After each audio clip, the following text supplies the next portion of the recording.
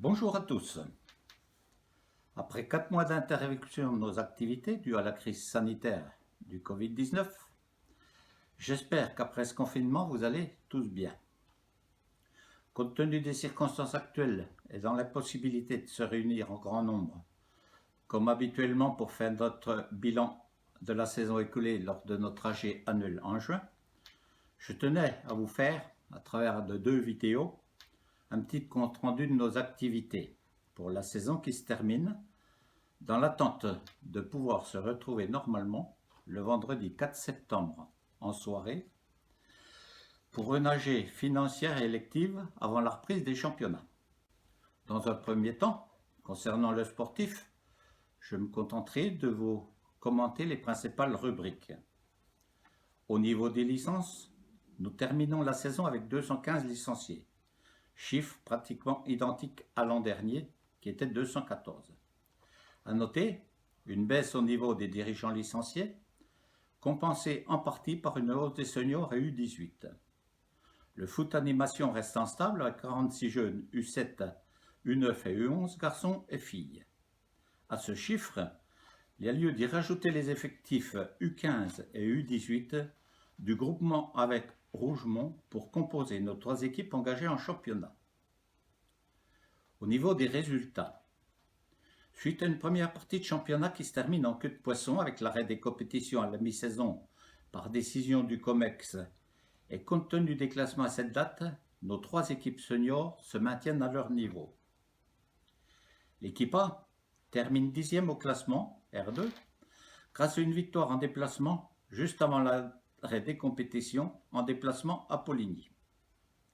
L'équipe B termine 5e de première division, bien placée, dans la première moitié du championnat, alors que notre équipe C finit 8e en 3e division sans trop de problèmes. Félicitations à notre équipe futsal senior qui termine à la première place en Coupe de District et se classe à la 5e place au niveau régional à Dijon durant la trêve hivernale. Toujours un peu de déception de notre équipe première éliminée trop rapidement sur la phase automne dans les coupes, Coupe de France, Coupe de Franche-Comté et de Haute-Saône. Les vétérans se retrouvent normalement le vendredi pour les matchs amicaux et ceux qui le souhaitent peuvent toujours postuler pour une place dans l'une ou l'autre de nos équipes. Côté disciplinaire, hormis le gros problème de Morgane à la sortie du match contre Juralac, nous n'avons pas eu trop de problèmes cette saison. 76 cartons jaunes et 5 rouges pour l'ensemble de nos équipes à 11 sur environ 70 matchs. Dans ce chiffre ne sont pas comptabilisés les cartons blancs pour contestation. Si je veux bien admettre que certains cartons sont mérités, je reste persuadé que d'autres sont évitables et que nous pouvons sûrement mieux faire en la fermant un peu plus. Attention au challenge fair play en ligue comme en district. Tous les cartons récoltés peuvent nous coûter des points de pénalité en fin de saison au classement final pour une montée ou une descente. Le foot des jeunes. En faisant le forcing en début de saison, nous avons réussi à mettre sur pied 2 équipes U18 et une U15 en groupement avec Rougemont. Pour la labellisation, nous avons eu bien du mal à remettre en place une équipe féminine de 5 filles pour disputer les 8 plateaux organisés par le district. Gros regret de ne pouvoir aligner régulièrement une équipe féminine dans les championnats de district dans un premier temps. Je persiste à dire que c'est dans la quantité que nous trouverons la qualité. Et je compte sur vous tous, joueurs, parents, dirigeants, pour recruter et ramener le maximum de garçons ou filles au club à partir de 5 ans. Je vous rappelle que la première licence est gratuite pour les U7 et les U9, ainsi que pour toutes les filles. Seul un chèque de caution sera demandé lors de l'inscription et sera encaissé en cas d'arrêt en cours de saison ou de manque de points en fin de saison. L'école de foot. Pour cause de confinement, notre école de foot n'a pu être labellisée comme prévu en cette fin de saison. Nous avions pourtant fait tous les efforts nécessaires pour l'obtenir.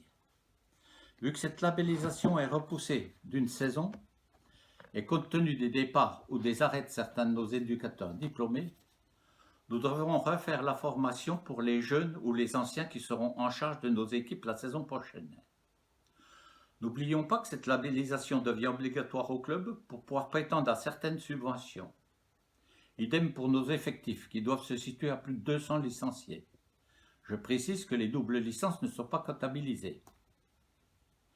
Côté groupement de jeunes, que nous avons renouvelé pour la saison prochaine avec Rougemont. Compte tenu des obligations en matière d'équipe, un gros effort devra être fait du côté du recrutement, surtout du côté de Rougemont, pour nous permettre d'aligner à l'avenir 3 ou 4 équipes de U15 et U18 et nous éviter les sanctions financières et sportives prévues au règlement.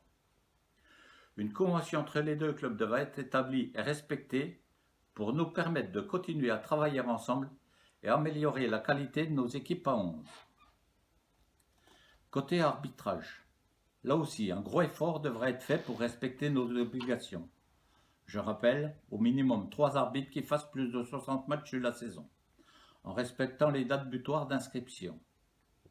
Avec l'arrêt de Gigi en cours de saison, je reste persuadé qu'il faudra lui trouver un remplaçant si nous ne voulons pas être sanctionnés financièrement dans un premier temps et sportivement dans un second. Avis aux amateurs, garçons ou filles à partir de 15 ans, sans obligation d'âge, sous réserve d'être à peu près en forme pour l'arbitrage en extérieur ou en spécifique futsal à l'intérieur. L'arbitrage reste une bonne école de la vie, je vous en parle en connaissance de cause, pour les avoir accompagnés pendant plus de 20 ans. Les installations. Dans l'attente du terrain de Loulan, il a été prévu d'améliorer nos 2 terrains.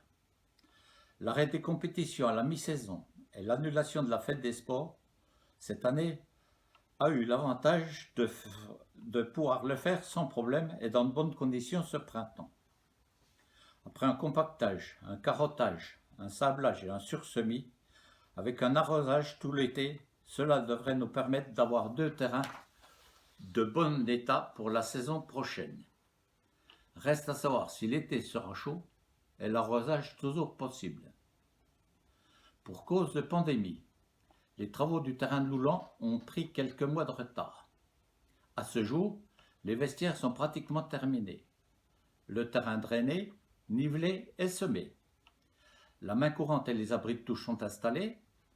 Restent les buts à mettre avec les filets par ballon et souhaiter que l'herbe pousse cet été pour pouvoir l'utiliser au mieux lors de la reprise après la trêve hivernale.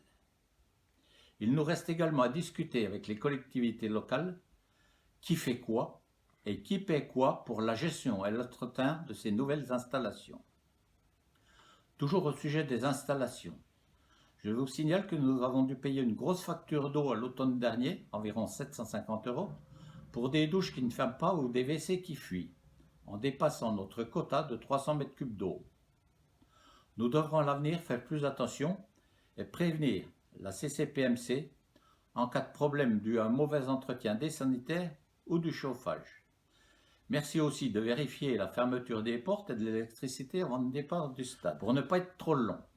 Je voudrais en rester là pour aujourd'hui et je reviendrai vers vous un peu plus tard pour vous parler de nos manifestations, du bilan financier, du budget, de l'AG, prochaine AG et de nos projets d'avenir. Je vous dis au revoir et vous donne rendez-vous début de semaine prochaine pour une nouvelle vidéo.